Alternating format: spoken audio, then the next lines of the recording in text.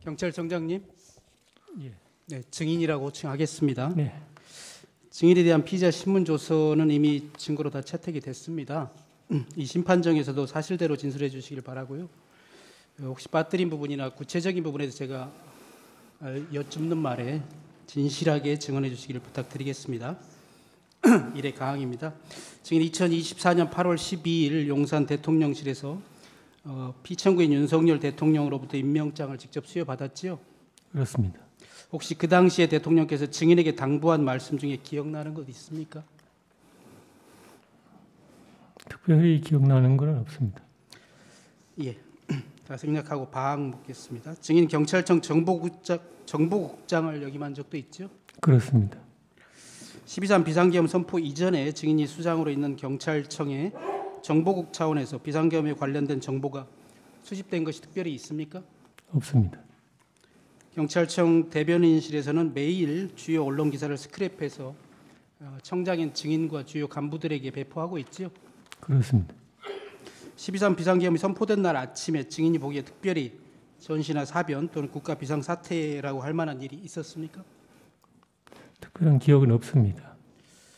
그날 주요 언론의 뉴스들은 소위 명태균 핸드폰이 언론사라 민주당의 명태균이 휴대폰을 제출하겠다고 한 내용이었는데 혹시 증인 기억납니까? 그게 매일매일 거를 기억할 수는 없습니다. 그날은 이제 비상계엄 한 당일 아침이니까요. 특별히 기억 안 납니까? 그날 비상계엄이 저녁에 발표가 됐기 때문에 그 비상계엄 한다는 그 날하고는 전혀 상관없이 보통의 날하고 똑같은 날이었습니다. 예. 12월 3일 저녁에 안가에서의 회동에 대해서 몇 가지 좀 여쭙겠습니다. 12월 3일 19시 20분경에 삼청동에 있는 안가에서 피청구인 대통령과 국방부 장관 김용현 그리고 서울경찰청장 김봉식을 함께 만났죠? 이 부분에 대해서는 제가 좀 양해를 좀 구해야 될 사안이 있는데 지금 제가 관련 건으로 기소가 돼서 서울 중앙지법에서 지금 형사재판으로 제가 기소가 돼서 지금 피고인 신분입니다. 그 관련 공소 사실에 좀 포함되어 있어서 이 부분은 좀 증언을 못하더라도 좀 양해를 부탁드리겠습니다. 그날 안가에서 이렇게 만난 사실이 있다는 것도 확인해 줄 수 없습니까? 그래도 공소 사실에 포함되어 있는 내용이라서 공소 사실에 그 어떤 부분을 확인하고 어떤 부분을 확인 안 하고 하는 것보다는 그거는 형사재판을 통해서 아마 사실관계가 확인될 수 있을 것 같습니다. 예, 나의 일항을 좀 묻겠습니다. 그 자리에서 피청구인이 증인과 김봉식 서울청장에게 요즘 나라가 많이 시끄럽다. 종북 좌파 세력, 반국가 세력들이 사회 곳곳에서 나라를 혼란스럽게 하고 있다. 공무원에 대한 탄핵이 수십 차례 남발되고 있고 정부 예산대로 마음대로 해서 정부가 일도 못하게 하고 있다. 그래서 오늘 밤 22시에 비상계엄을 선포해야겠다. 계엄이 선포되면 계엄군이 국회와 여러 곳에 갈 것인데 많이 혼란스럽고 시끄러울 것이다. 계엄군이 국회에도 갈 것인데 경찰이 나가서 국회 통제를 잘해달라라고 말하지 않았습니까? 그것도 이제 같은 이유로 좀 양해를 부탁드리겠습니다. 그 당시에 피청구인이 국정원과 경찰이 엉망이다라고 해서 증인이 검찰에서 경찰청장이 증인에게 경찰이 엉망이다라고 해서 증인이 바짝 쫄았다 이렇게 진술한 바 있는데 사실인가요? 같은 그 공소 사실 관련된 거라서 이런 내용도 공소 사실에 포함되어 있습니까? 어차피 공소장에 다 정확하게 어떤 공소장이 어떤 문구로 나와 있는지는 제가 잘 모르겠습니다만 어쨌거나 그 전반적인 사실이 공소 사실에 포함되어 있는 그런 내용입니다. 증인이 이런 사실에 대해서 확인해 주면 증인의 그 형사 사건에서 불리해진다고 생각합니까?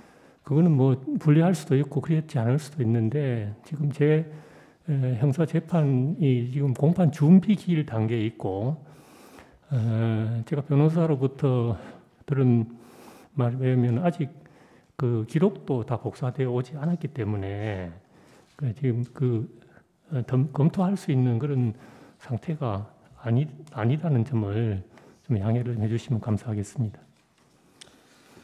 예.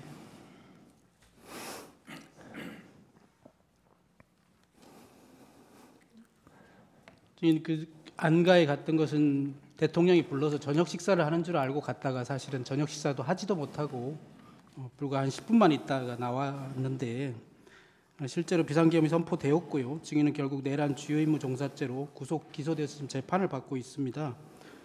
증인 지금이라도 대통령에게 본인이 이용당했다 이런 생각 들지 않습니까? 사실대로 진술해주고 상처 입은 국민들께 용서를 구하는 마음으로 진실을 밝힐 생각 없습니까? 그 진실을 밝히기 위해서 제가 기소된 형사 재판에서 여러 절차들이 진행될 걸로 알고 있습니다.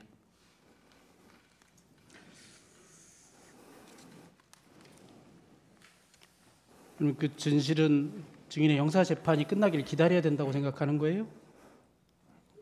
어차피 공판이 지금 개시가 되었기 때문에 그 공판 결과를 통해서 확인될 걸로 생각하고 있습니다.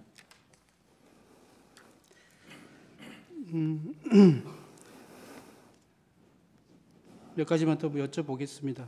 그 안가에서 국방부 장관 김영현이 증인과 김봉식 서울경찰청장에게 A4 문건을 각각 나눠줬다고 하는데 그런 사실이 있습니까? 그것도 지금 같은 맥락으로 조금 양해를 좀 부탁드리겠습니다. 그럼 제가 묻는 말에 어떤 부분에 대해서는 답변을 하실 거고 어떤 부분은 답변을 안 하실 생각인가요?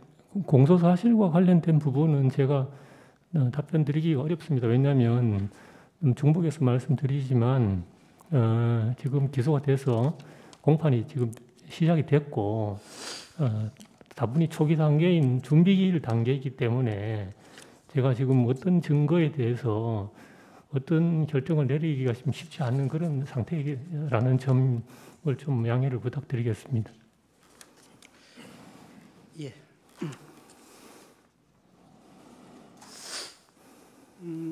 제 8차 변론 기일에서 이 심판정에서 피청구인 본인이 서울경찰청장 김봉식이 증언한 이후에 진술한 게 있거든요. 제가 한번 말씀드려 볼게요. 그날 안가에서 김영현 장관이 증인과 서울경찰청장 김봉식에게 국회 외곽에 배치할 경찰 병력을 종이에 그림을 그려가면서 설명하는 것을 보았다. 이렇게 피청구인이 진술한 바 있거든요. 안가에서 김영현 장관이 증인과 김봉식에게 종이에 그림을 그려가면서 국회 외곽에 경찰력 배치에 대해서 설명한 적이 있습니까?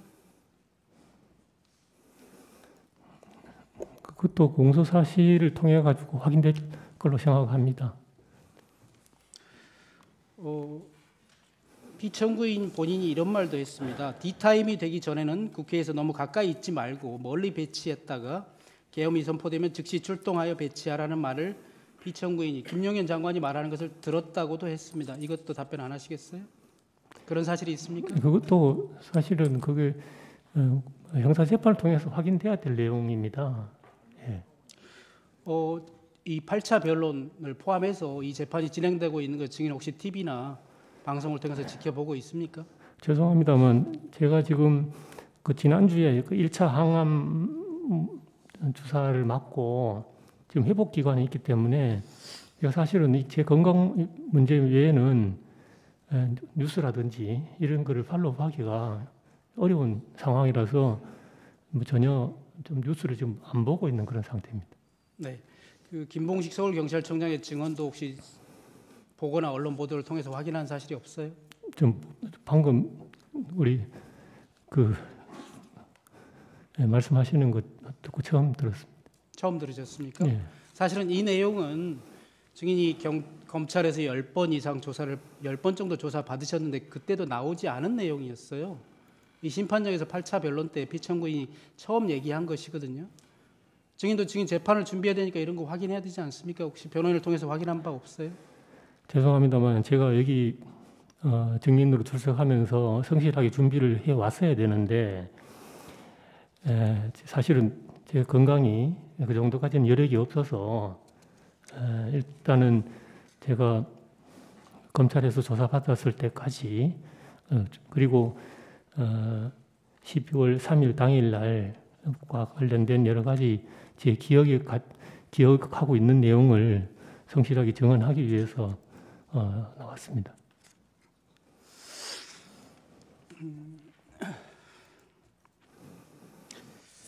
비상계엄 선포 이후에 국회 봉쇄에 관해서 몇 가지 좀 여쭤보겠습니다. 신문사항은 5항입니다. 신문사항을 좀 요약해서 물어보겠습니다. 지금 비상계엄 선포된 이후에 국회를 봉쇄했다가 나중에 일시적으로 일부 국회의원과 출입증을 가진 사람들에 한해서 출입을 허용했다가 포고령이 선포된 이후에 다시 한번 전면 봉쇄를 한 사실이 있는데 그런 사실은 인정합니까? 그것도 경찰 수사와 검찰 수사 단계에서 제가 여러 차례 이야기를 한 내용이고 공소 사실에 포함된 내용이라서 아직 그 증언들을 어떻게 동의를 할 것인지 여부가 아직 변호인하고 협의가 아직 안 된 상태라서 아직 지금 여기서 말씀드리기는 조금 어렵습니다.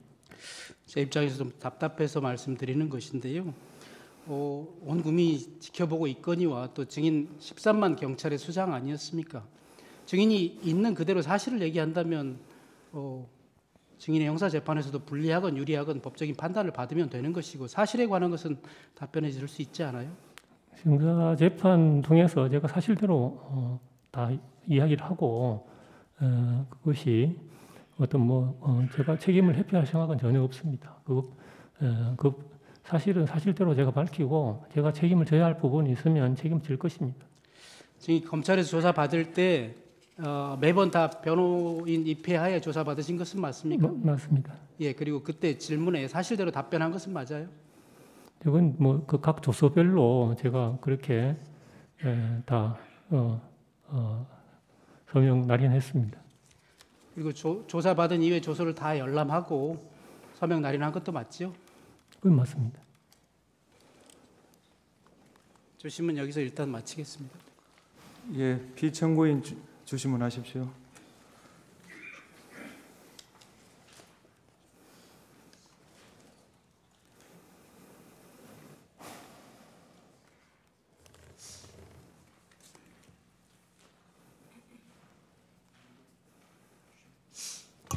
네, 청장님 이동찬 변호사입니다.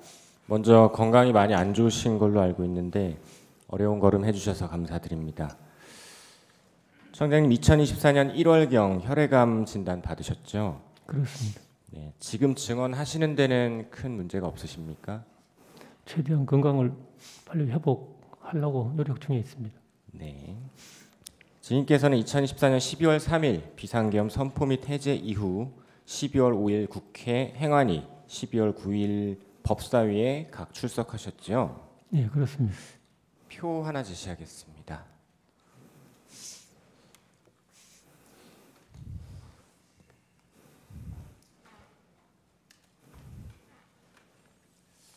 증거는 아니고요. 증인께서 국회 출석하고 수사기관에서 조사받으신 일정들입니다. 증인께서 12월 11일 새벽 01시 07분경 경찰 국수본에서 조사받던 중에 긴급 체포되셨죠? 예. 경찰에서 3번 그리고 이후 구속되고 나서는 검찰에서 10번 조사받으셨고 그중 8회는 병실에서 조사받으셨죠? 그렇습니다. 무균실에서 받으셨습니까?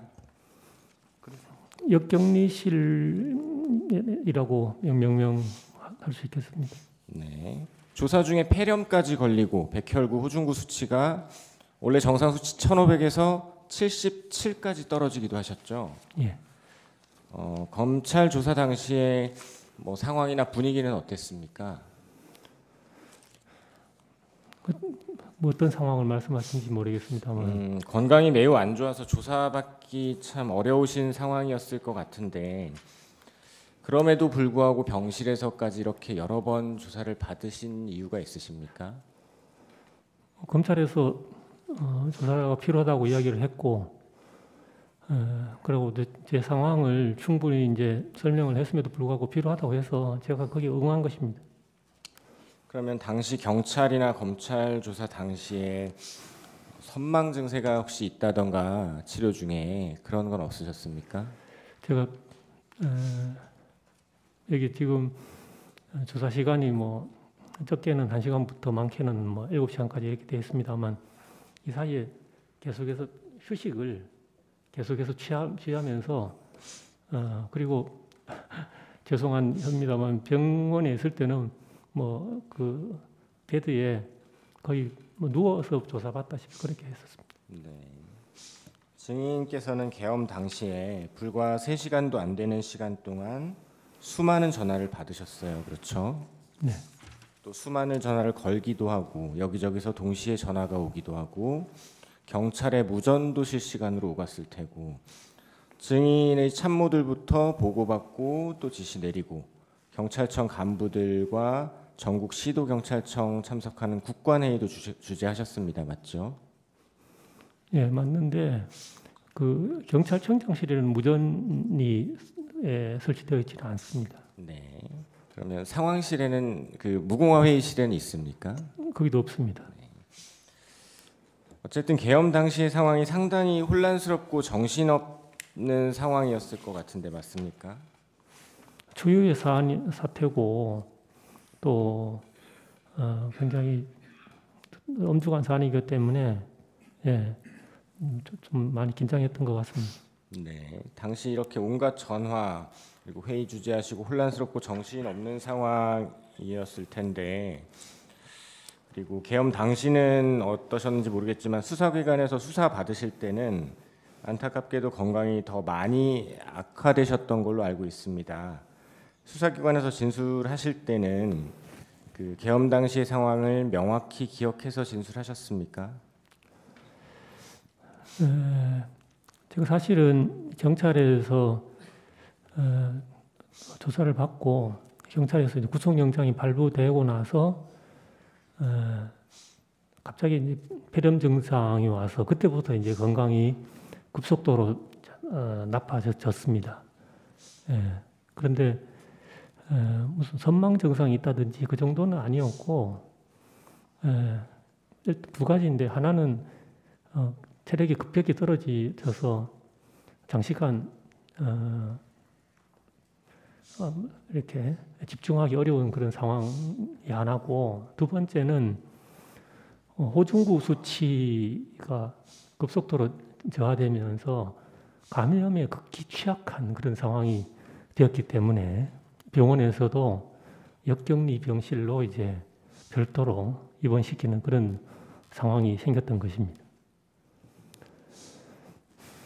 네. 삼청동 안가 관련 여쭤보겠습니다. 12월 3일 19시 30분경 삼청동 안가에서 대통령, 국방장관, 경찰청장인 증인 그리고 김봉식 서울청장 만나셨죠? 그거는 아까 청구인 쪽 그 질문에 네. 대답한 수준으로 조금 양해를 부탁드리겠습니다. 네.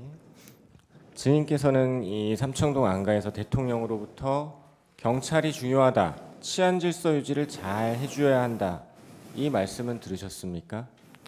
그 이제 자꾸 같은 말씀을 드리게 해서 대단히 송구합니다만 아까 청구인 쪽 질문에 제가 답변 드린 취지로 같이 좀 이해를 해주시면 감사하겠습니다. 네, 저도 건강이 안 좋으신데 계속 질문을 드려서 죄송하지만 혹시 그래도 제가 여쭤보는 질문 중에 답변하실 수 있는 게 있으시면 답변해 주시고 아니면 그냥 짧게 거부해 주시면 감사드리겠습니다.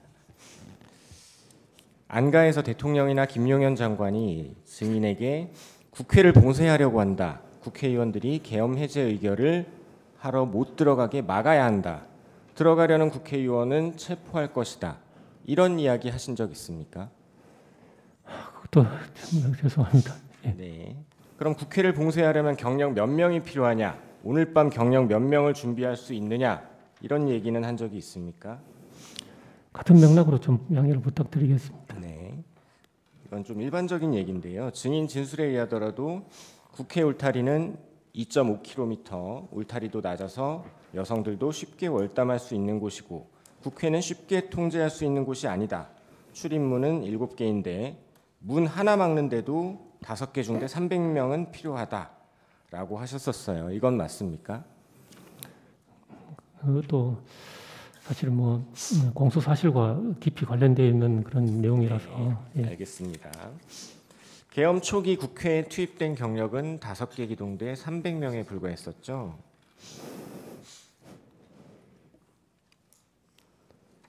네, 그건 맞는 것 같습니다. 네. 안가에서 대통령 또는 국방장관으로부터 방첩사를 지원해라, 방첩사를 지원해서 정치인 등을 체포해라 이런 말 들어보신 적 있습니까? 그것도 이제 공소 사실과 좀 밀접하게 관련되어 있는 내용 같습니다. 네. 안가에서 대통령은 주로 국회의 탄핵, 특검, 예산, 반국가 세력 등등에 대한 이야기를 했었는데 대통령 말씀 중에 국방부 장관이 A4 용지 문건을 증인과 김봉식 청장에게 나누어 주었다고 하셨어요. 맞습니까? 그것도 공소 사실과 관련되어 있는 것 같습니다. 네. 그 A4 용지에 2200 국회와 같이 시간과 장소 몇 군데가 기재되어 있었죠. 그건 이제 공소 사실 내용입니다. 증인 검찰에서 김용현 장관이 문건을 나눠줄 때 대통령이 계속 말씀 중이라서 꼼꼼히 읽어볼 수가 없었다라고 진술하셨습니다. 맞습니까? 조서 내용도 지금 그 공소 사실 관련돼 있어서 죄송합니다만 네, 짧게 거부 의사 표현해 주시면 되겠습니다. 그럼 대통령께서는 하던 말을 계속했다는 것이고 A4 문건에 대한 말을 하거나 설명한 건 아니겠네요. 죄송합니다. 예. 네. 증인께서는 이 A4 문건에 대해서 조악한 수준이었다. 경찰청장으로 증인이 알아야 할 내용이 없었다. 실제로 비상계엄을 선포할 것이라고 생각하지 않았다. 문건도 중요하게 생각하지 않아 읽어보지도 않았고 증인의 배우자가 찢어버리라고 하여 찢어버렸다. 21시 30에서 22시경 김용현 장관이 전화하여 좀 늦어질 것 같다라고 하였음에도 증인은 이 이야기를 나한테 왜 하지? 라고 생각했다고 진술하셨습니다. 맞습니까? 죄송합니다. 그건 증인께서는 계엄 이후 체포 구속되기 전에 국회 행안위, 법사위에 각 출석해서 계엄 선포 사실을 TV에서 대통령이 담화를 발표하는 걸 보고 알게 되었다라고 말씀하셨죠. 예, 그렇습니다. 증인께서는 원래 12월 4일 대통령 앞에서 마약 관련 회의와 증인의 발표가 예정되어 있으셨죠. 그렇습니다. 네, 그래서 12월 3일 퇴근 무렵에도 그게 신경 쓰여서 부하 직원에게 발표 자료를 준비하게 하고 발표 자료가 준비가 다 됐다는 이야기를 듣고 집에서 다시 출근을 해서 22시경 집무실에 가서 그 자료를 공부하셨던 것으로 보이는데 맞습니까? 예, 그건 맞습니다. 증인께서는 대통령이 이례적으로 불러서 간 자리에서 대통령이 비상계엄을 이야기하면서 경찰이 치안질서 유지를 잘해달라라고 했다는 것이고 그와 관련해서 대통령 옆에 있던 국방장관이 시간과 장소가 기재된 문서를 줬는데 그런데도 증인은 비상계엄을 선포할 것이라고 생각하지도 않았고 문건도 중요하다고 생각을 안 했고 경찰이 뭘 해야 한다고 생각하지도 않았고 증인에게 부여된 임무도 없었고 그래서 읽어보지도 않았고 배우자의 말을 듣고 찢어서 휴지통에 버렸다. 국방장관이 다시 전화해서 좀 늦어질 것 같다라고 했음에도 그런 얘기를 증인에게 왜 하지라고 생각했다는 것입니다. 그리고 계엄 직후 국회 행안위 법사위 나가서도 계엄을 TV 보고 알았다. 계엄이 끝나고 난 뒤에 이 계엄이 곧 내란이라는 전제하에 수사기관에서 증인, 서울청장, 기타 사령관들 모두 내란의 중요 임무 종사자라고 몰아세우니까 방금 말씀드린 이런 증인의 진술 중에 일부 사실과 다르게 진술하신 것도 있는 거 아닙니까? 그게 이제 공소장에 나와 있는 내용들이 일부 있는데 그건 이 자리에서 답변드리는 건 적절하지 않는 것 같습니다. 네. 국회 1차 통제 관련 질문 드리겠습니다. 22시 23분 비상계엄이 선포되고 나서도 처음에는 통제까지는 안 하고 그냥 국회 7개 문마다 경찰 총 5개 기동대 300명만 배치했었죠. 그건 공소 사실이 포함되어 있는 내용입니다. 그러다 22시 45분경 증인이 김봉식 청장에게 국회에 경력 배치가 되었는지 물으려고 전화하셨다가 일시에 사람들이 많이 몰려오고 있는 상황이라 시민들 안전, 국회의 안전이 우려돼서 이 1차 통제를 하게 된 것이죠. 죄송합니다. 그건 공소 사실에 포함되어 있는 내용입니다. 네. 국회 경비대장 목현태의 진술에 의하더라도 원래부터 국회는 18시경부터 다음날 아침 9시까지는 일반인의 출입이 금지되어 있고 국회 관계자도 신분 확인 후에 출입이 가능하다고 하던데 맞습니까? 그건 제가 잘 모르겠습니다. 네. 일시적 선별적 국회 출입 허용 부분에 대해서 여쭤보겠습니다. 김봉식 서울청장께서는 23시 07분경부터 국회 상시 출입자들의 출입을 허용했는데 알고 계시죠? 그 공소 사실에 포함되는 내용입니다. 네. 이렇게 국회 상시 출입자들 출입을 허용하게 된 경위가 김봉식 청장이 증인께 전화를 해서 국회 상시 출입자들이 출입하게 해달라고 항의를 합니다. 검토 결과 출입을 통제할 법적인 근거가 없습니다. 출입을 허용해야 하겠습니다. 라고 했고 증인도 맞네요. 라고 해서 출입을 허용하게 된 건 맞습니까? 공소 사실입니다. 그래서 23시 07분경부터 2차 통제 지시가 내려간 23시 37분경까지 약 30분 동안은 국회의원, 보좌관, 국회 직원, 출입 기자 등 다수가 국회로 들어갔죠. 공소 사실에 포함된 내용 같습니다. 증인 이 시점, 그러니까 일시적 선별적 통제가 허용되고 있던 23시 07분경부터 23시 37분경 사이에 대통령으로부터 전화 받으신 거 있으시죠? 공소 사실에 포함된 내용입니다. 당시 대통령이 증인에게 전화하여 상황이 어떤지 물어봤고 증인이 대통령에게 이렇게 보고한 기억이 있는지 한번 들어보시죠. 김봉식 청장이 보고하기를 군은 아직 도착을 안 했고 사람들은 몰려오고 있고 김 청장이 검토해 보니 국회의원, 국회 관계자들의 출입을 막을 법적 근거는 없어서 신분 확인 후에 들여보내고 있답니다. 이렇게 증인이 보고하자 대통령이 역시 우리 김봉식 서울청장이 수사통이라 법도 잘 알고 잘하고 있네 라고 말하고 끊었던 거 기억나십니까? 공소 사실 관련된 내용인 것 같습니다. 계엄이 해제되고 난 12월 4일 새벽 증인은 대략 5시경으로 기억하고 계시던데 그 즈음에 대통령으로부터 전화 받은 사실 있으시죠? 예. 그때도 대통령이 증인에게 우리 김봉식 청장이 초동 대처를 잘해서 국회도 신속하게 들어가서 해제 의결 잘하고 상황이 잘 정리됐다. 김봉식 청장한테 잘했다고 수고 많았다고 꼭 전해주고 내가 직접 격려 전화하고 싶은데 일단은 김 청장도 늦어서 피곤할 테니 좀 쉬고 내가 내일 전화하겠다고 전해달라. 이렇게 말씀하신 적 있습니까? 그 시간에 전화 받은 사실은 있습니다. 이런 내용으로 말씀하시진 않으셨습니까? 내용은 뭐 정확하게 다 기억은 못하지만 그렇게 상세하게 조금 그렇게 통화 내용이 길지는 않았던 것 같습니다. 대략적인 취지는 이렇게 뭐 김봉식 청장이 초동 대처 잘하고 뭐 들여보내줘서 신속하게 잘 끝났다 이런 취지는 맞았습니까? 덕분에 신속하게 잘 끝났다 이런 말씀을 하신 건 맞습니다. 네. 그리고 실제로 대통령은 12월 4일 날이 밝고 나서 김봉식 청장에게 전화해서 같은 내용 초동 대처 아주 잘해줘서 의원들 잘 넣어줘서 상황이 아주 빨리 잘 끝났다 수고했다 이렇게 격려하셨다고 합니다. 알고 계십니까? 그 나중에 김봉식 청장한테 들었습니다. 그렇죠. 김봉식 청장 증언에 의하면 증인께서도 계엄이 끝나고 하루 이틀 지난 후쯤 김봉식 청장에게 전화로 대통령이 전해달라던 격려 전해주셨다고 하던데 맞습니까?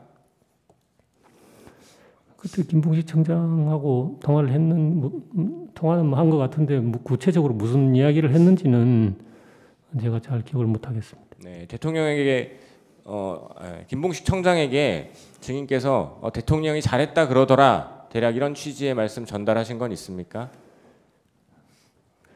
제가 대통령님께 전화를 받았던 내용을 이야기를 했었고 김봉식 청장님도 대통령님으로부터 또 직접 전화 받았다는 이런 내용으로 전화 받았다 하는 이야기를 들은 거는 있습니다. 네. 한편 12월 3일 그 일시적 선별적 국회 출입이 허용되던 그 시점쯤에 증인으로부터 대통령은 김봉식 청장이 선별적 출입을 허용하고 있다라는 보고를 대통령이 받고 나서 수방사령관한테 전화를 했었습니다. 상황이 어떤지. 그러자 수방사령관이 국회에 사람이 많아서 어느 문으로 들어가야 할지 모르겠습니다. 이렇게 수방사령관이 얘기하니까 대통령이 증인에게 보고받은 내용, 김봉식 청장이 이렇게 들여보내고 있습니다 라고 했던 증인의 보고 내용이 생각나서 수방사령관 이진우에게 경찰이 거기 어디 문으로 가면 신분 확인하고 들여보내주고 있을 테니까 그 문으로 가서 경찰에게 얘기하면 들어갈 수 있을 거다 라고 알려주기도 했다는데 어떻습니까? 대통령과 증인 그리고 김봉식 청장, 이진우 수방사령관의 서로 간의 이 통화 내용에 비추어 보면 12월 3일 그 일시적 선별적 통제가 이루어지던 그 시각에 대통령이 증인에게 전화해서 김봉식 청장 잘하고 있다라고 한 것은 맞는 것 같은데 어떻습니까? 그 시간에 그 대통령님의 전화 내용은 공소사실에 포함되어 있는 내용이라서 여기서 구체적으로 말씀드리기 좀 어려울 것 같습니다. 당시에 어쩌면 공소사실과는 반대되는 국회의원들 잘 들여보내주고 있다는 보고를 하셨고 실제로 들여보내주고 있었고 그거에 대해서 대통령이 잘하고 있네. 이건 오히려 공소사실에 있어 증인에게 유리한 부분 아닙니까? 뭐 유리 분리를 떠나서 네. 일단 전체적으로 아까도 말씀드렸다시피 지금 공소사실에 포함되어 있는 내용이고 네. 지금 재판의 초기 단계이기 때문에 제가 이제 양해를 말씀을 드리는 것입니다. 네, 잘 알겠습니다.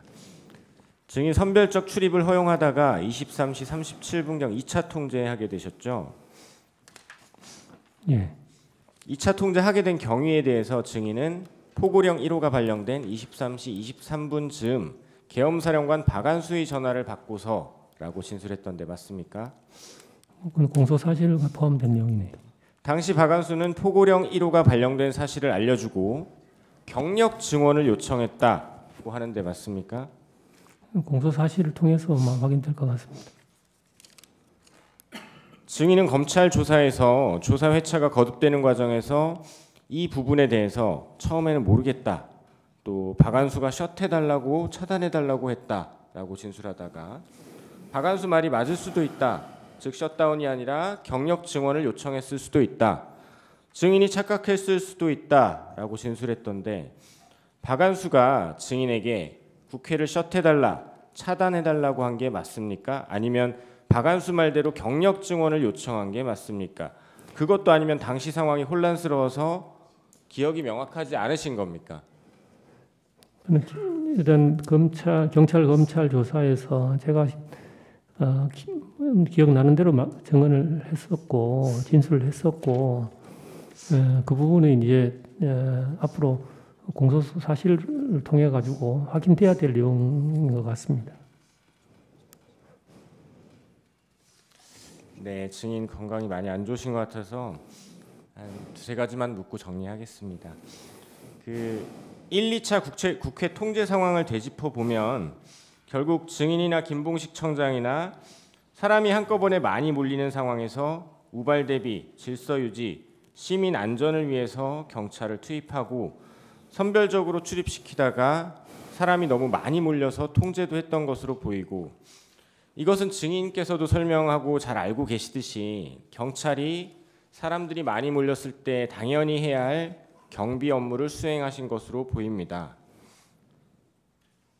그런데 계엄이 끝나고 나니까 갑자기 계엄이 내란이 되고 증인이나 김봉식 청장 모두 내란 중요 임무 종사자가 되어버렸습니다.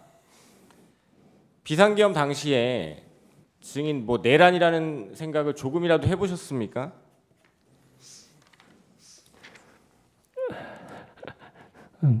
내란이라고 생각했으면 그렇게 안 하겠죠.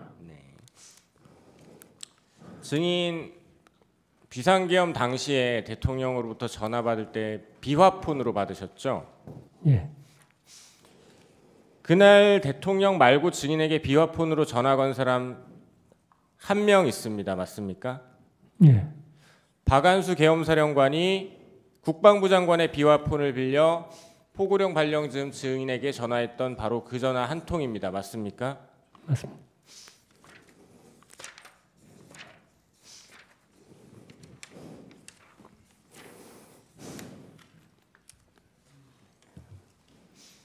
방첩사 수사관 100명이나 차량 20대 등 지원 요청은 사실 계엄법과 계엄 매뉴얼에 따라 방첩사 주도로 꾸려지는 합수본에 경찰이 합법적으로 수사관 등을 파견 지원하는 일이었는데 수사기관에서는 이 요청을 했던 방첩사령관, 요청을 받아 협조 준비를 했던 경찰 모두 중요 임무 종사자로 지목해서 체포, 구속, 기소했습니다. 실무 라인에서도 방첩사 수사기획과장이나 경찰청 수사기획조정관 등 여러 인물들이 수차례 조사를 받으면서 특정 정치인 체포조를 가동한 것 아닌지 추궁을 당했습니다. 특히 증인 같은 경우는 혈액암이라는 지병까지 있으신 상황에서 조사 중에 아까 말씀하신 것처럼 폐렴까지 겹쳐서 건강이 극도로 안 좋았을 것으로 보입니다. 그 상황에서 수사기관에서 증인은 내란범, 특히 정치인 체포조를 출동시킨 것으로 몰려서 심리적 압박이 상당하셨을 것으로 보이는데 어떻습니까? 네, 편안한 상태는 아니었던 것 같습니다. 네, 이상 마치겠습니다. 보충 질문하시죠.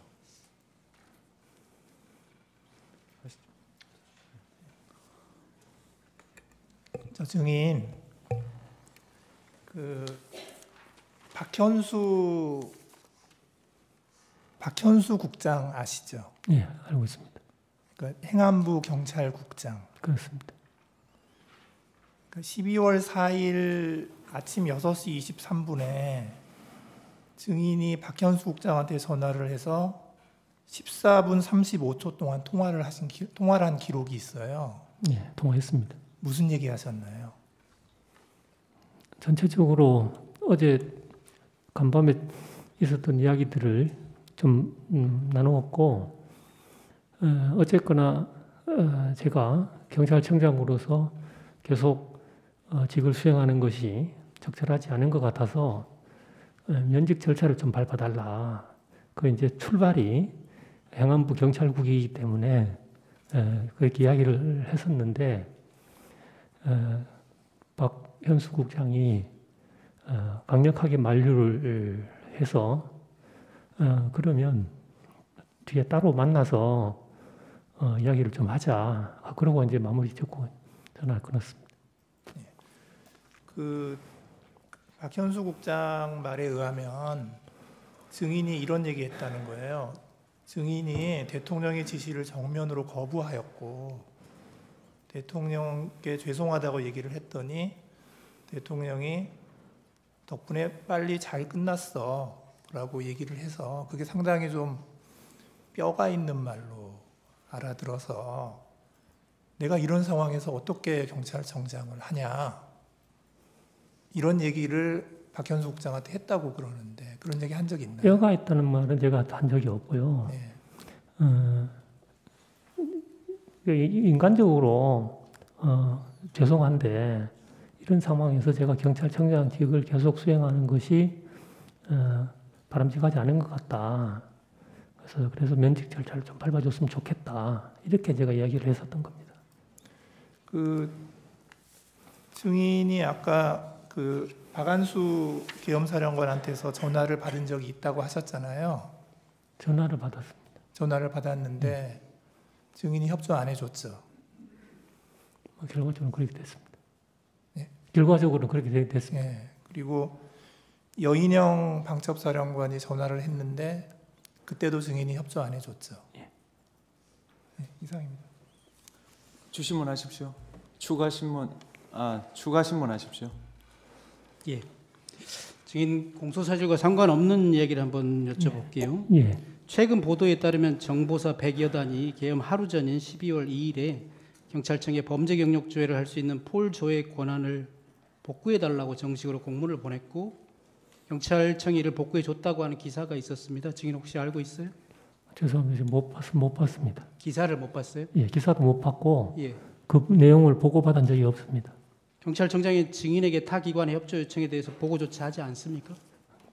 그 사안에 따라서 좀 다른데 아마도 그 정도는 실무적인 판단 사안이라서 아마 국장급에서 결정되었을 가능성이 많을 것 같습니다. 예. 이 심판정에서 김봉식 서울경찰청장은 12월 3일날 안가에서 비상계엄을 선포할 수밖에 없는 이유를 설명하면서 개인적인 가정사 얘기를 했다고 해요. 증인도 들었죠? 그거는 좀 공소사실과 관련된 그런 내용. 공소사실에 그 내용 포함되어 있지 않지 않습니까? 근데 이제 그 안가에서 있었던 그 안가 참석자들의 진술이라든지 이런 게 이제 공소사실의 기본이 되지 않겠습니까? 예, 알겠습니다. 예. 그 방금 주신 재판관님 신문사항에서 뼈 있는 말로 들었다, 뼈 있는 말로 알아들었다 이렇게 진술한 바 있어요, 증인이. 그런가요? 제가 네. 그건 기억이 없습니다만. 그걸 언제 그렇게 알아들으셨냐면 피청구인 대통령이 증인에게 직접 전화한 것이 계엄 해제 안건이 의결되기 전, 가결되기 전에 6번 했고요. 그 뒤에 2번 했다고 하면서 그 뒤에 2번 전화 왔을 때 뭐 고생했다 이렇게 격려 아닌 격려를 하니까 증인이 뼈 있는 말로 알아들었다 이렇게 답변했거든요. 글쎄 저는 뼈 있는 말이라는 표현은 제가 잘 쓰는 표현도 아니고 평상시에 제가 인간적으로 미안해서 내가 이 직을 계속 유지하는 것이 적절하지 않겠다. 그래서 면직 절차를 좀 밟아줬으면 좋겠다. 이렇게 이야기를 했었습니다. 저는 피청구인이 치하를 하긴 했지만 증인은 속마음으로는 치하를 하는 게 아니고 나를 질책하는 것이다. 이런 의미로 뼈 있는 말로 알아들었다. 이렇게 답변한 저는 것으로 그때 이해했는데 그 대통령님의 전화를 제가 직접 새벽이지만 직접 받아서 그렇게 뭐 질책하고 그런 식으로 제가 받아들이지는 않았습니다. 왜냐면 오히려 질책하고 그랬으면 제가 좀 많은 다른 생각을 했었을 텐데 그렇지는 않은 것 같습니다. 예. 김용현 장관과 비아폰으로 2번 통화했어요. 그렇죠? 10시 이전에 좀 늦어질 것 같다라고 전화가 한번 왔었고요. 그 한 번 예. 그리고 다시 포고령이 선포될 무렵에 다시 전화가 왔는데 그때 통화는 박한수 계엄 사령관하고 통화를 했죠. 다만 전화는 김용현의 폰으로 오지 않았습니까? 그렇습니다. 그 결과적으로 김용현 전 장관님의 폰으로 전화가 와서 네. 받았더니 박한수 사령관이었던 겁니다. 그래서 결과적으로 통화는 김용현 전 장관님하고는 한 번 한 것입니다. 김용현 장관과는 한 번 했다 이 말씀이세요? 그렇죠. 예. 그때 박한수 계엄 사령관이 증인에게 국회에 경찰을 증언하고 포고령에 따라서 국회 출입을 전면 차단해달라 이렇게 말하지 않았습니까? 그건 이제 공소 사실에 포함된 내용이라서 아마 좀. 예, 답변하지 않으실 거면 답변하지 않겠다고 예, 짧게 예, 말씀해 예, 주십시오. 예. 그때 그러면 박한수 계엄 사령관이 국회를 셧 해달라 이렇게 했다고 증인이 진술한 바 있거든요. 셧 해달라는 것은 무슨 의미인가요? 그건 뭐 그때 답변하지 않겠습니다. 그거는 예, 앞으로 재판에서 예. 셧 해달라 이런 말은 잘 안 쓰거든요. 혹시 셧다운 해달라 이런 말 아니었습니까? 그런데 그거는 구체적인 워딩, 그러니까 지나간 일들을 그 녹음이나 녹화하듯이 이렇게 기억하는 건 사실상 쉽지 않습니다. 전체적인 맥락을 통해 가지고 기억을 하게 되는데, 그래서 아마 제 언어로 그렇게 표현했을 가능성은 있는데, 구체적으로 거기 박 사령관께서 어떻게 어떤 워딩을 하셨는지는 솔직히 잘 기억이 없습니다. 전체적인 맥락만 이제 기억을 하는 것이죠. 예. 그래서 제 생각에는 맥락상 또 일반적으로 사람들이 용어 사용법이 셧 해달라 이런 말보다는 셧다운 해달라 이렇게 말하는 경우가 더 많을 것 같았어요. 여쭤보는 거예요. 셧다운 해달라라고 말한 것은 아닙니까? 제가 한 가지 분명한 건 박 사령관께서 그렇게 영어 표현을 하진 않으셨던 것 같고 제 언어로 이렇게 조사를 받으면서 제 언어로 이야기를 했던 것 같습니다. 예. 피청구인과의 통화 그리고 국회의원 체포 지시에 대해서 여쭙겠습니다. 피청구인과 계엄 해제 요구안 가결 전에만 해도 6번 통화를 한 사실이 있는데 그때 피청구인이 증인에게 했던 말은 이런 건가요? 제가 한번 읊어볼게요. 조 청장, 국회에 들어가려는 국회의원들 다 체포해, 잡아들여. 불법이야. 국회의원들 다 포고령 위반이야. 체포해. 이런 내용이었습니까? 죄송합니다. 그건 증언을 제가 하지 못하겠습니다. 증인은 수사기관에서 이렇게 진술했어요. 그 6번의 통화 모두 국회의원들을 체포하라고 닥달하는 것이었다. 이렇게 진술한 바 있습니다. 그렇게 진술한 적은 있습니까? 그건 앞으로 이제 그 진술 내용이 이제 공판정에서 증거로 사용할지 여부에 대해서는 좀 변호인하고 상의를 좀 해봐야 될 것 같습니다. 예, 국회의원 아니죠. 피청구인과 통화를 했던 시기가 그 시점이 1시 03분에 계엄 해제 요구안이 가결되기 직전이거든요. 그리고 6차례 통화를 했고요. 증인 그때 증인의 집무실에서 TV를 틀어놓고 국회 상황을 다 지켜보고 있었을 것 같은데 그건 맞습니까? TV를 계속 틀어놓고 있었던 걸 분명합니다. 네. 그러면 TV 방송을 통해서 본회의 개최를 위해서 국회의원들이 국회로 모이고 있는 상황인 것은 증인도 인식하고는 있었겠네요. 그렇습니다. 계속 그 당시에 제 기억에 TV에는 국회 본회의장을 거의 비추는 화면이 대부분이었던 것 같습니다. 당연히 국회 본회의가 왜 열리려고 하는지도 알고 계셨죠? 그렇습니다. 예. 증인의 진술 피의자 신문 조서에 보니까 그 무렵에 11시 반 이 무렵에 국회의원 이상식, 조은희 국회의원, 그다음에 서범수 의원이 전화를 했다고 돼 있는데 그 전화 받은 것은 맞습니까? 예. 그 국회의원들하고 통화를 했으니까 국회의원들이 국회로 가고 있는 상황에 대해서 얘기했나요? 국회 상황에 대해서 말씀하시진 않으셨고, 뭐 어떻게 된 거냐 이렇게 이제 물어보는 그런 내용인데 저도 잘 모르겠습니다. 이런 대화가 주로 이루었습니다. 그 보시면 아시겠지만 그 대화 내용이 좀 짧습니다. 그게 네. 그렇게 길지 않기 때문에 상세한 이야기를 하기는 그 당시에 국민의힘은 의원총회를 국회에서 열려고 했다가 또 당사로 옮겼다가 이런 상황들이 있었던 것 같은데 혹시 그런 내용에 대해서 들어보지는 못했어요? 그 국회의원들한테? 그분들한테는 들은 건 없고 네. 그 TV 보도를 통해서 그런 내용이 나오는 걸 들었던 것 같습니다. 예. 증인은 잘 모르겠지만 그 무렵에 피청구인은 또 특전사령관이나 수방사령관하고도 통화를 했고요. 피청구인은 부인하고 있습니다만 국회의원들을 끌어내라고 지시하거나 내가 2번, 3번 계엄을 선포하면 된다는 얘기도 했다는 진술도 있고 그렇습니다. 그 무렵에 증인한테 6번 전화한 것이거든요. 그때 증인한테 전화해서 국회의원들을 끌어내거나 체포하라는 지시를 한 거 아닙니까? 그건 공소 사실에 포함된 내용입니다. 증인한테 혹시 국회를 단전하라거나 또 무기나 수갑 등의 장구를 사용해서라도 국회의원들을 체포하거나 끌어내라고 지시한 사실은 없습니까? 그럼 공소 사실을 통해서 확인될 것 같습니다. 증인이 대통령과 비아폰으로 통화를 하고 있을 때 23시 34분경에 행안부 장관 이상민으로부터 전화가 와서 증인이 대통령과 통화를 하고 있기 때문에 이상민과의 전화를 잠시 붙든 채로 대통령과 통화를 마치고 이상민 장관과 통화를 한 사실이 있지요. 네. 그 사실은 있지요. 네. 그러면 통상 장관의 전화를 받았는데 기다리게 했으니까 양해를 구할 거 아니에요? 방금 대통령과 통화를 했습니다.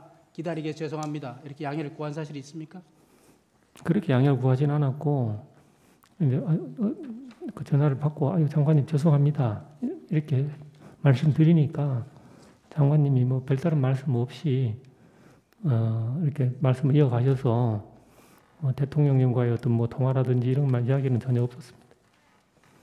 혹시 그때 이상민 장관이 증인에게 단전단수라든가 소방청과 협조하라는 이런 말을 하지 않았습니까? 전혀 없었습니다. 그런 말 없었습니까? 그 직후에 소방청장과 통화한 사실인데 그 증인 모릅니까? 그건 잘 모르겠습니다.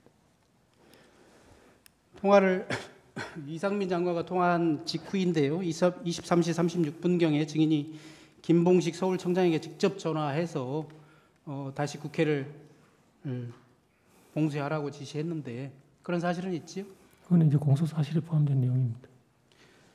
김봉식 서울청장에게 전화해서 대통령과 통화를 했다. 그러니까 국회를 다시 봉쇄하라 이렇게 대통령의 지시임을 말하지 않았나요? 하여튼 공소 사실에 포함된 내용을 통입니다. 예. 예, 신문상 14망입니다. 해제 요구안이 가결된 이후에도 피청구인으로부터 2차례 전화를 받았다고 했는데 그건 맞습니까? 예, 그런 것 같습니다. 그게 제가 나중에 통화 기록을 보면서 알게 된 내용입니다. 그 2차례의 통화는 계엄 해제 요구안이 가결된 이후이고 또 피청구인이 계엄을 해제하겠다고 공식적으로 담화를 발표하기 이전인 것은 맞습니까? 그거는 담화 발표 이후인 것 같은데요. 그 2차례 예. 다요? 예. 그러면 2차례 전화가 와서 증인한테 아까 그 뼈 있는 말이라고 했다는 부분하고 연결이 되는데 증인한테 수고했다 이런 인사말을 한 것이 맞습니까? 네, 수고했다고 말씀하셨고, 예, 그래서 예, 수고했다고 말씀하신 걸 분명합니다. 그 시점이면 상당히 다급한 상황일 텐데 한가하게 2번이나 전화해서 수고했다는 말을 했다는 게 사실입니다. 그거는 새벽 거의 끝나고 네. 새벽 그 새벽 시간이기 때문에 그때는 상황이 끝난 뒤라서 뭐 다급하고 그러진 않았습니다. 제가 그 경찰청장실 집무실 안에 있는 내실에 들어가서 그 침대에서 자고 있다가 전화를 받았기 때문에 예, 다급하고 그렇진 않았습니다. 뭐 어쨌든 간에 2차례나 똑같은 수고했다는 치하를 하려고 2차례나 전화했던 것이 맞아요. 근데 지금 통화 목록에 2차례가 돼 있었는데 실제로 제가 기억하는 건 한 번인데 예, 근데 대통령께서 전화하셔가지고 뭐 수고했다고 말씀하시는 그게 이제 기억이 예, 나는 겁니다. 네, 그 경찰국장 박현수와 통화에 대해서 좀 여쭙겠습니다. 계엄 해제 요구안이 가결된 직후인 공안시 13분경에 박현수가 증인에게 전화해서 2분 52초 동안 통화한 사실이 있던데 그런 통화를 한 사실은 있지요? 뭐 통화 목록이 있으면 통화했을 겁니다. 그때는 어떤 통화였는지 기억납니까? 제가 뭐 어떤 구체적으로 어떤 통화를 했는지는 제가 기억을 잘 못합니다. 예, 아까 그 처음에 국회를 전면 봉쇄했다가 나중에 일시적으로 풀었다가 다시 포고령 선포 이후에 또 전면 봉쇄했고요. 그리고 그것이 계엄 해제 요구안이 가결된 이후에 공안시 45분경까지 지속이 되거든요. 그 증인의 진술에 이런 게 있더라고요. 국회에서 계엄 해제 요구안이 가결되긴 했지만 대통령이 아직 해제를 공식으로 선포하지 않았으니까 더 기다려보자라고 해서 풀지 않았다고 증인이 진술한 바 있거든요. 공안시 13분경에 경찰국장 박현수가 전화해서 아직 국회 봉쇄를 풀면 안 된다라고 말을 했기 때문에 풀지 않고 있었던 것은 아닙니까? 분명한 거는 박현수 국장이 저한테 지시하거나 이렇게 할 위치에 있는 것도 아니고 실제 그렇게 하지도 않았습니다. 제가 박현수 국장하고는 개인적으로도 좀 신뢰하는 사이고 해서 서로 뭐 상의하고 이런 거는 있을 수 있어도 박 국장이 저한테 뭐 장관님 지시니까 이걸 이렇게 하라 이렇게 전화한 적은 단 한 번도 없습니다. 예, 알겠습니다. 그리고 그날 오전 6시경에도 통화를 상당히 오랫동안 했었죠. 그런 사실은 있지요? 그건 아까 재판관님 예. 신문에 제가 그리고 말씀드린 나서 대로 그날 오후에 12월 4일 오후에 네, 박현수 경찰국장이 증인의 사무실로 찾아온 적도 있죠. 그렇습니다. 예, 그때는 무슨 용건으로 찾아왔나요? 그 당시에는 이제 이 비상계엄 상황이 없으면 정상적으로 하면 그 주에 경찰 고위직 인사가 예정되어 있는 중입니다. 그래서 인사의 어떤 시기라든지 전체적인 범위라든지 하는 것을 그 경찰국장과 제가 상의하기로 미리 약속이 되어 있던 그 만남이었습니다. 경찰 고위직 인사 상의하러 왔다 이 말씀이시죠? 그렇습니다. 예. 12월 4일 오후에 증인에게는 행안부 경찰국장으로서 이상민 장관의 메신저 역할을 한 박현수가 증인을 찾아와서 얘기를 하고 김봉식 서울청장에게는 피청구인이 직접 전화를 했거든요. 그 무렵에. 그 다음 날 12월 5일 날 증인과 서울청장 김봉식과 이상민 행안부 장관이 국회에 가서 증언했지요. 예. 그 당시에는 안가에 가신 간 사실을 숨기고 거짓말하신 것은 맞잖아요. 그렇습니다. 그래서 내일 어떻게 답변할지에 대해서 서로 입을 맞추기 위해서 박현수가 증인을 찾아온 것은 아닙니까? 그거는 전혀 아닙니다. 그거는 박 국장과의 만남은 사전에 예정이 되어 있었고 예, 신문 제안하겠습니다. 1시간이 지났으므로 정인의 휴식을 위해 휴정하고 8시 40분에 속개하겠습니다. 정관님, 한 5분으로 짧게 끝내고 그냥 바로 끝내시는 건 어떨지 지금 괜찮으시다면. 아니, 정인이 1시간 하고 쉬기를 원하기 때문에. 예, 피청구인 추가 신문하십시오.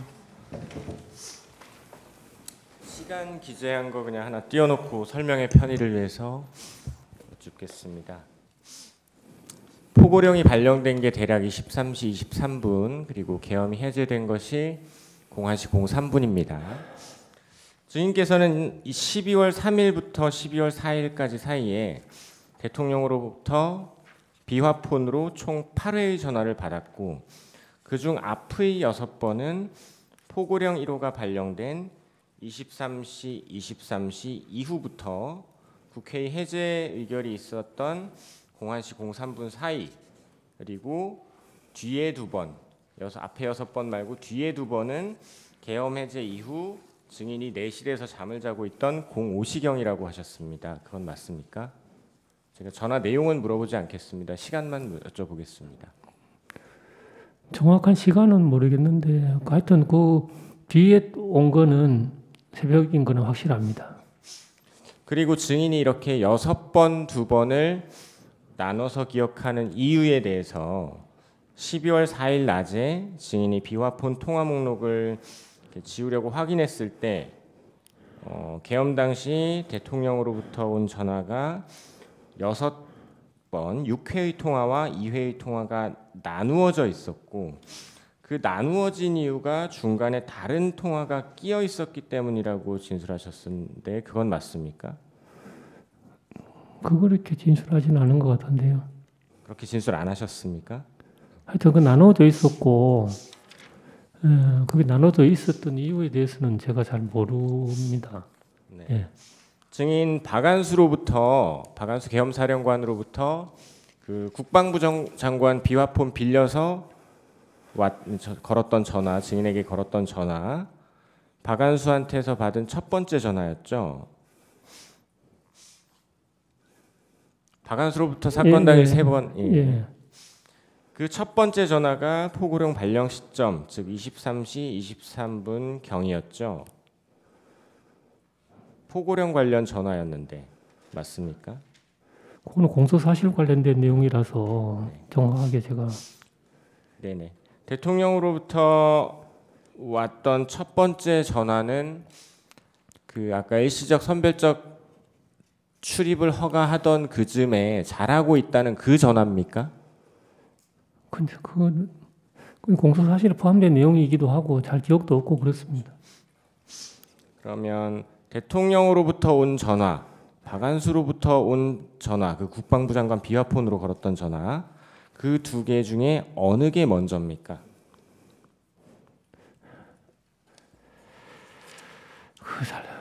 그 기억이 정확하게 잘 모르겠습니다. 계엄 당시에 증인에게 비화폰으로 전화를 걸었던 증인의 비화폰 번호가 연결되어 있는 사람은 지금 말씀하신 것처럼 2사람뿐입니다. 박안수 사령관이 김용현 장관 비화폰으로 걸었던 23시 23분경의 전화, 그리고 대통령으로부터 걸려왔다는 전화들, 이 2사람, 즉 대통령과 국방부 장관 비화폰 말고 계엄 선포 이후 12월 4일 낮 증인이 비화폰 통화 목록 확인하실 때까지 증인의 비화폰으로 전화를 걸어온 다른 사람은 없다고 하셨습니다. 조금 전에 맞습니까? 그렇게 증언하셨습니다. 다른 사람하고 통화한 기억은 없는 것 같습니다. 그렇다면 박안수가 첫 번째 전화한 게 23시 23분경인데 그 이전에 대통령이 6번 전화했고 계엄 해제 이후에 2번 전화했다는 것이 되는데, 한편으로 또 증인은 6번의 전화가 모두 포고령 발표 이후, 즉 23시 23분 이후라고 하셨습니다. 시간상 존재하기 어려운 통화로 보이는데 어떻습니까? 그거는 공소사실 관련된 내용이기도 하고 제 기억이 사실 이 부분이 정확하지 않기 때문에 여기서 말씀드리기는 좀 적절하지 않은 것 같습니다. 제가 이제 증인께 여쭙는 거는 포고령 발령 즈음에 박안수로부터 국방부 장관 비화폰 가지고 증인한테 전화를 걸었습니다. 요거를 기준으로 네, 박안수의 그 비화폰 전화 한 번, 이 즈음 이거를 기준으로 앞에 6번, 뒤에 2번 대통령 전화가 있었다고 증인이 말씀을 하셨어요. 설명을. 근데 또 한편으로는 이 시간 이후에 그리고 이 시간 전에 요 사이에 6번의 통화가 있었다고 말씀하시는 거예요. 그래서 물리적으로 그런 전화가 존재하기 어렵다는 부분을 말씀드리는 겁니다. 제가 그거는 공소사실 관련된 내용이기도 하고 그거는 재판 과정을 통해서 아마 정확하게 확인될 것 같습니다. 네, 마치겠습니다. 건강 빨리 회복하시기 바라겠습니다. 네, 감사합니다. 예, 본인께 의견 진술 기회 드리겠습니다. 소추위원. 예, 본인께 의견 진술 기회 드리겠습니다. 건강 빨리 회복하시기 바랍니다. 예, 없습니다. 네, 감사합니다. 예, 정의신문 하신다고 고생 많으셨고요. 감사합니다. 편안하게 돌아가십시오. 예, 감사합니다. 네. 배려해 주셔서 감사합니다. 예. 피청구인 측에서 2월 19일자 송부촉탁 사실조회 국정원에 대해서 했습니다. 재판부는 그 중에서 2024년 12월 3일 밤 10시 반부터 밤 12시까지 홍장원 입출입 기록, 그 다음 국정원 1차장실, 부속실 CCTV 영상 일체로 한정해서 촉탁을 했고 2월 21일까지 해신해달라고 요청했습니다. 그 외에 정인 신청, 문서 제출 명령 신청은 기각합니다. 오늘 변론은 이것으로 마치고 다음 기일은 2월 25일 오후 2시입니다.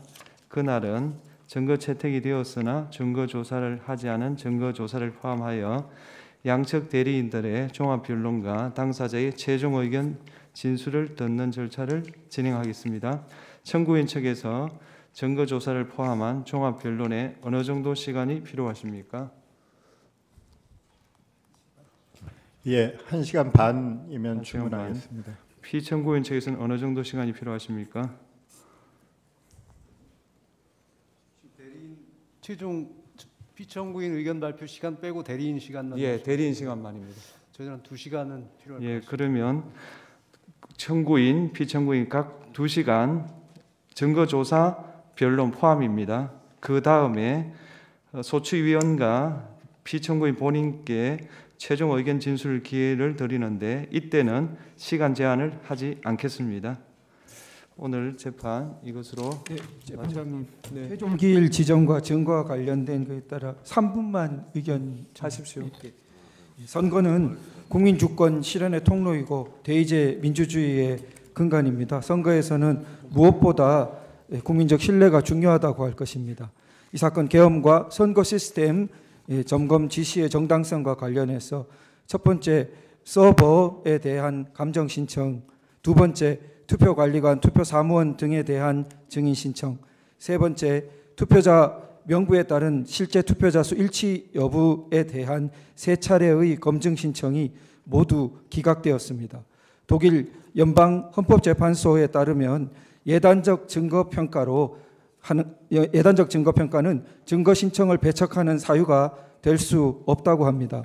이것은 유일한 증거가 아니어도 법관의 증거 채택 여부의 재량권에도 한계와 제약이 있다는 취지로 판시하고 있습니다.